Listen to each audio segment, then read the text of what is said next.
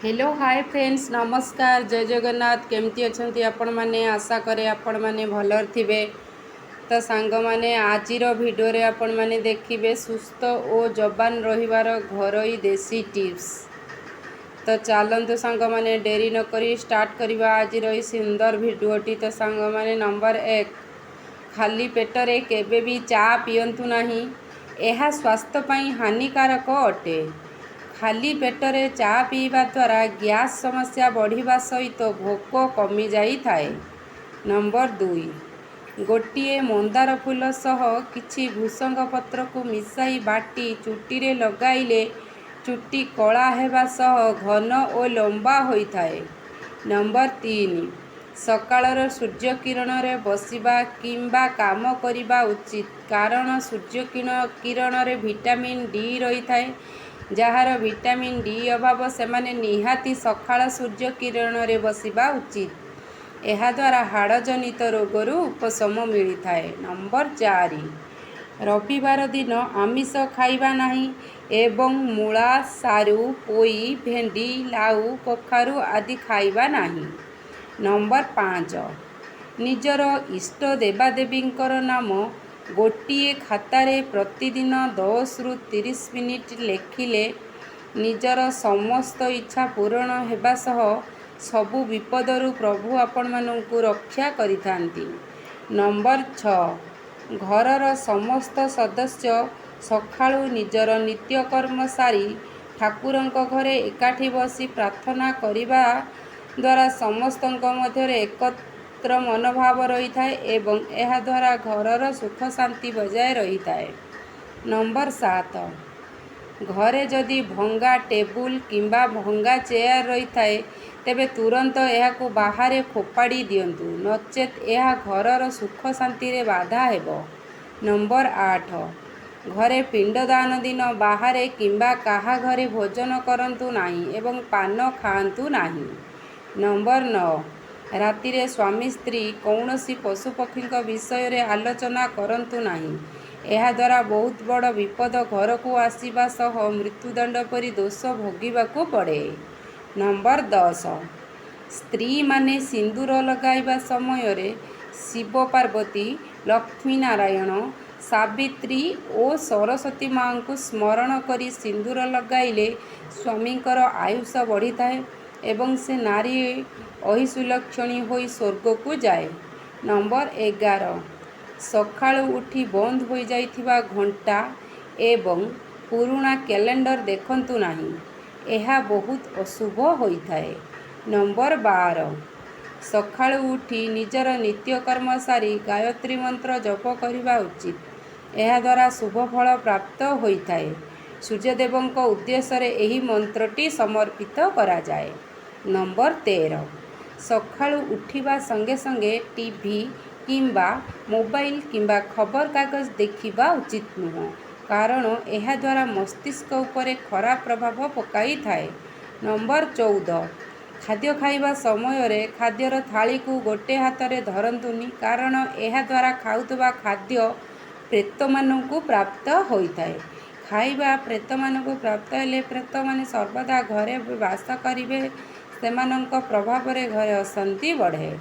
Number 15 अईंटा हाथ किंबा मुहरे अग्नि को छुईबा कि जलाइबा उचित नुह, यह बहुत अमंगलकारी होइथाए। नंबर 16 चतुर्थी बाहाघरर 4 दिन राति परे देढ़सुर भाई बहु को छुईबा उचित नुह, कारण देढ़सुर बड़ भाई संगे समान, तेणु देढ़सुर को सम्मान देबा उचित। नंबर 17 मुहरे ग्लो आनिबाकू चाहूथिले केमिकल क्रीम बदल रे घरे बेसन और हलदीर मिश्रण प्रतिदिन शोइबा पूर्वरु 15 दिन लगांतु। नंबर 18 खाद्य खाइबा बेले थाली को कि हाथ को चाटंतु नहीं, यह उत्तम व्यवहार नुह। नंबर 19 जेउ नारी मानकर पादर आंगुठी लागी लागी होई रही थाए सेमिति नारी भाग्यवती सुलक्षणी एवं लक्ष्मीवती नारी होई थाए। नंबर 20 बाहाघर पाई जदि कन्या देखा जाउथाए तेबे कन्यार पाद को देखिले କନ୍ୟାର ବ୍ୟବହାର ଓ ରଙ୍ଗ ବିଷୟରେ ଜଣାପଡ଼ିଯାଇଥାଏ। ନମ୍ବର 21 ମାସରେ 2ଟି ଏକାଦଶୀ ପଡ଼ିଥାଏ। ଗୋଟିଏ କୃଷ୍ଣପକ୍ଷ ଏକାଦଶୀ ଏବଂ ଅନ୍ୟଟି ଶୁକ୍ଳପକ୍ଷ ଏକାଦଶୀ। ଏହି ଦିନରେ ଯେଉଁମାନେ ପ୍ରଭୁ ବିଷ୍ଣୁଙ୍କୁ କର୍ପୂରର ଆଳତି କରନ୍ତି ସେମାନଙ୍କର କେବେ ବି ଅକାଳ ମୃତ୍ୟୁ ହୋଇନଥାଏ। ନମ୍ବର 22 ମାଆମାନେ ମନେ ରଖନ୍ତୁ, ଯେଉଁ ମାଆମାନେ ପ୍ରଥମ ଶିଶୁକୁ ଜନ୍ମ ଦେଇଛନ୍ତି ସେମାନେ ପ୍ରଥମେ ଶିଶୁକୁ ପୂର୍ବାମୁଖୀ ହୋଇ କ୍ଷୀର ଦେବା ଉଚିତ ଏବଂ ଦକ୍ଷିଣ ସ୍ତନରୁ ପ୍ରଥମେ ଶିଶୁକୁ କ୍ଷୀର ଦେବା ଉଚିତ। ଏହାଦ୍ୱାରା ଶିଶୁ ରୋଗମୁକ୍ତ ରହେ।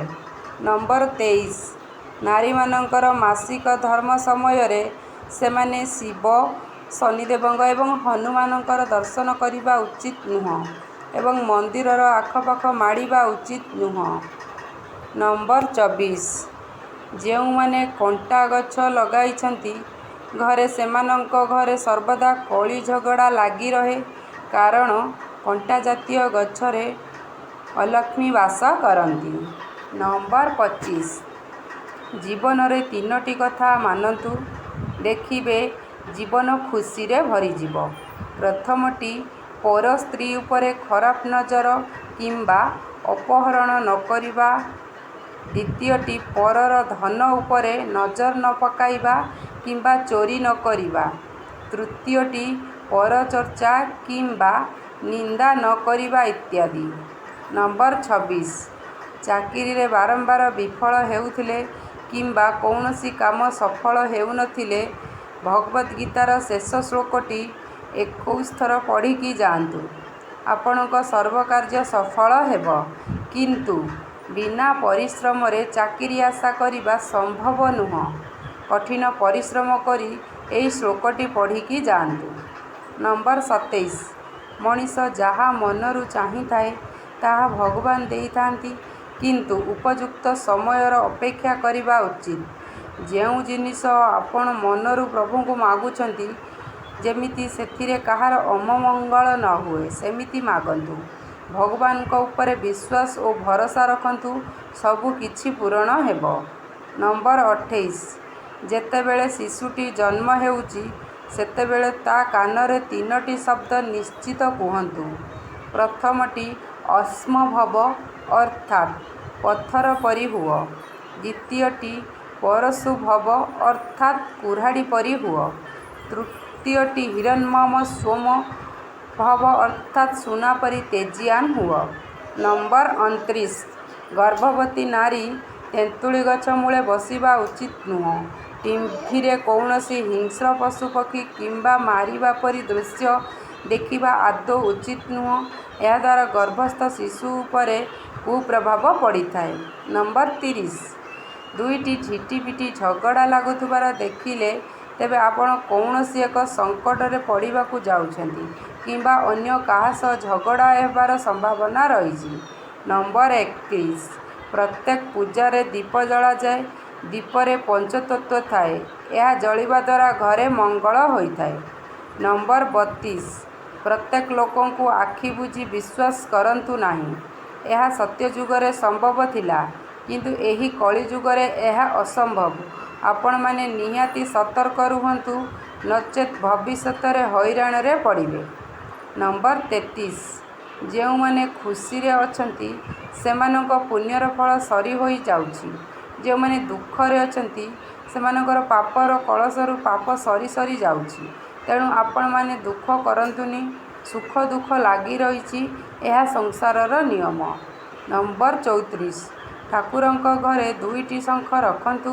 ଠାକୁର ଘରେ ଶଙ୍ଖ ସବୁଦିନ ଦେଖିବା ଏବଂ ଫୁଙ୍କିବା ଏହା ଅତ୍ୟନ୍ତ ଶୁଭ ହୋଇଥାଏ। ଏହା ଲକ୍ଷ୍ମୀଙ୍କର ବାସ ହୋଇଥାଏ। ନମ୍ବର 35 ଠାକୁରଙ୍କ ଘର କଳସରେ ତମ୍ବା ପଇସା ନିଶ୍ଚିତ ପକାନ୍ତୁ। ଏହାଦ୍ୱାରା ଘରେ ସୁଖ ଶାନ୍ତି ପ୍ରାପ୍ତ ହୋଇଥାଏ। ନମ୍ବର 36 ଘରେ ହଳଦୀ ଗଛ ଲଗାଇବା ଶୁଭ ହୋଇଥାଏ। ଏହାଦ୍ୱାରା ଘରେ ଆର୍ଥିକ ସମସ୍ୟାରୁ ମୁକ୍ତି ମିଳିବା ସହ ମଙ୍ଗଳକାରୀ ହୋଇଥାଏ ଏବଂ ପୋକମାଛି ହୋଇନଥାଏ। ଏହି ଗଛ ଲଗାଇବା ଦ୍ୱାରା ଘରର ମଙ୍ଗଳ ହୋଇଥାଏ। ନମ୍ବର 37 ଶରୀର ଉପରେ ଯଦି ଝିଟିପିଟି ପଡ଼ିଯାଏ ତେବେ ସେହି ସମୟରେ ମୁଣ୍ଡରେ ଟିକେ ପାଣି ଛିଞ୍ଚି ଦିଅନ୍ତୁ ଏବଂ ପ୍ରଭୁଙ୍କୁ ସ୍ମରଣ କରନ୍ତୁ। ନମ୍ବର 38 ଭୋଜନ କରିବା ସମୟରେ ପୂର୍ବ ଦିଗକୁ ମୁହଁ କରି ଭୋଜନ କରନ୍ତୁ। ଭୋଜନ ଶାନ୍ତ ମନରେ କରନ୍ତୁ। ମନରେ ରାଗ ଓ ଦୁଃଖ ରଖି ଭୋଜନ କଲେ ଦେହ ଖରାପ ହେବା ସହ ମା ଲକ୍ଷ୍ମୀ ଅସନ୍ତୁଷ୍ଟ ହୋଇଥାନ୍ତି। ନମ୍ବର 39 ଆପଣମାନେ ଯଦି ଶରୀରକୁ ସର୍ବଦା ସୁସ୍ଥ ରଖିବାକୁ ଚାହୁଁଛନ୍ତି ତେବେ ପ୍ରତିଦିନ ସାତ୍ତ୍ୱିକ ଭୋଜନ କରନ୍ତୁ। ଆମିଷ ଭୋଜନ କରିବା ଦ୍ୱାରା ମନରେ ରାଗ, ହିଂସା, କ୍ରୋଧ ଇତ୍ୟାଦି ବଢ଼ିଥାଏ, ଯାହାକି ଆମ ଶରୀର ପାଇଁ କ୍ଷତିକାରକ ଅଟେ। ନମ୍ବର 40 ଜ୍ୱର, ଥଣ୍ଡାରେ ବ୍ୟବହାର କରିଥିବା ବିଛଣା ଆଦିକୁ ପୁନର୍ବାର ବ୍ୟବହାର କରିବା ପୂର୍ବରୁ ଭଲସେ ଧୋଇକି ବ୍ୟବହାର କରନ୍ତୁ, କାରଣ ଏହାକୁ ନ ଧୋଇ ବ୍ୟବହାର କଲେ ଏହା ପୁନର୍ବାର ଅଧିକ ରୋଗ ହୋଇଥାଏ। ଆପଣମାନେ ଆମର ଭିଡ଼ିଓଟିକୁ ଶେଷ ପର୍ଯ୍ୟନ୍ତ ଦେଖିଥିବାରୁ ଆପଣମାନଙ୍କୁ ହୃଦୟରୁ ଧନ୍ୟବାଦ ଜଣାଉଛି। ଆମର ଏହି ଭିଡ଼ିଓରେ ଯଦି ଆପଣମାନେ କିଛି ବି ଶିକ୍ଷଣୀୟ କଥା ଶିଖିପାରିଥିବେ ତେବେ ଦୟାକରି ଆମ ଚ୍ୟାନେଲକୁ ସବସ୍କ୍ରାଇବ୍ କରିବେ। ଭଲରେ ରୁହନ୍ତୁ ଆପଣମାନେ। ପ୍ରଭୁ ଜଗନ୍ନାଥଙ୍କ ପାଖରେ ଏତିକି ପ୍ରାର୍ଥନା। ନମସ୍କାର, ଜୟ ଜଗନ୍ନାଥ। ଭଲରେ ରୁହନ୍ତୁ ଆପଣମାନେ।